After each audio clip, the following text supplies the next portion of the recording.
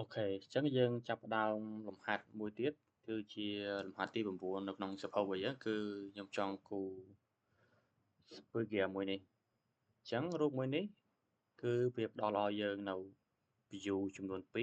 2គឺ front view ដែលខ្ញុំសន្មតថាជា front view និងជា top view រូបនេះគឺការរៀប view គឺដូចជាអត់សូវយល់ដែរគេរៀប top view នៅខាងក្រោម front view នៅខាងលើដូចជាប្រភេទ first angle projection អញ្ចឹងអត់បញ្ហាទេយើងចាប់ដើមគូរទៅដែរអញ្ចឹងយើងមើលឃើញថានៅក្នុងនេះគឺ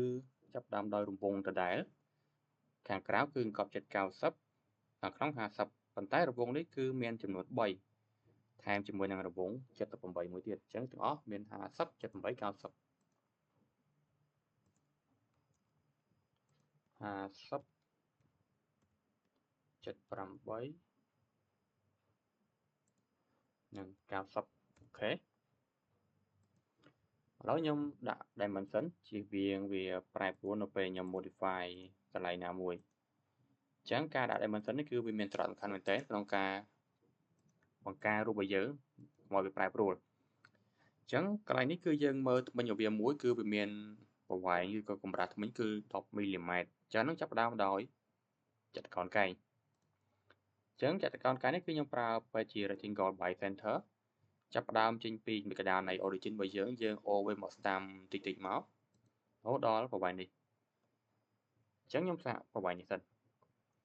ប៉ុន្តែអ្វីសំខាន់គឺខ្ញុំដឹងថាអានេះគឺ10មីលីម៉ែត្រអូខេអញ្ចឹងវាអាចប្រែប្រួលវាអត់ស្មើទេអញ្ចឹងដើម្បីឲ្យវាស្មើបានគឺខ្ញុំប្រើ constraint មួយគេហៅថា relate ប្រភេទជា horizontal vertical ខ្ញុំคลิกលើ midpoint របស់ចតុកោណនេះជាមួយនឹង origin របស់យើងអូខេមកកណ្ដាលវិញអញ្ចឹងអានេះ90អូខេអញ្ចឹងខ្ញុំ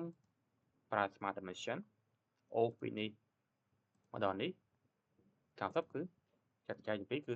45អូខេអញ្ចឹងខ្ញុំ pollute វាដើម្បីវាមកដល់នេះអញ្ចឹងខ្ញុំត្រូវការប្រើ tool មួយគឺ extend to next ហើយ pollute វាដល់នេះអូខេខ្ញុំ trim ចោលនេះហើយហ្នឹងខាងក្រៅហើយហ្នឹងប្រវែងនេះមួយទៀតអូខេអូខេឥឡូវយើងបានរូបរបស់យើងហើយឥឡូវមកថ្មិញ1 2 3 4 5 6 7 8 9 10 11 12 13 14 15 16 16ថ្មិញអញ្ចឹងយើងមើលកម្រាស់វាអូខេកម្រាស់នេះគឺ10ស្មើជាងអត់បញ្ហាទេឥឡូវខ្ញុំដាក់កម្រាស់វាខ្ញុំប្រើប្រភេទជា symmetric មក10អូខេខ្ញុំ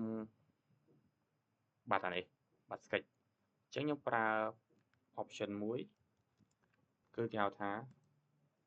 restore sketch អញ្ចឹងនៅក្នុង Pathfinder របស់យើងឃើញថានៅក្នុង view sketch នេះគឺមាន option មួយគឺចុចមកស្ដាំមកវាពាក្យថា restore sketch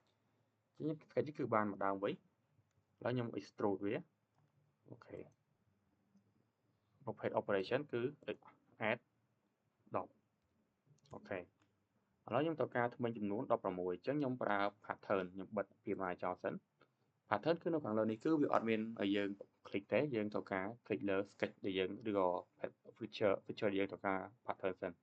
គឺ protrusion tool pattern ប្រភេទជា circular ដាក់ម៉ៅមកចំគេកំពុងមកគឺវាលោត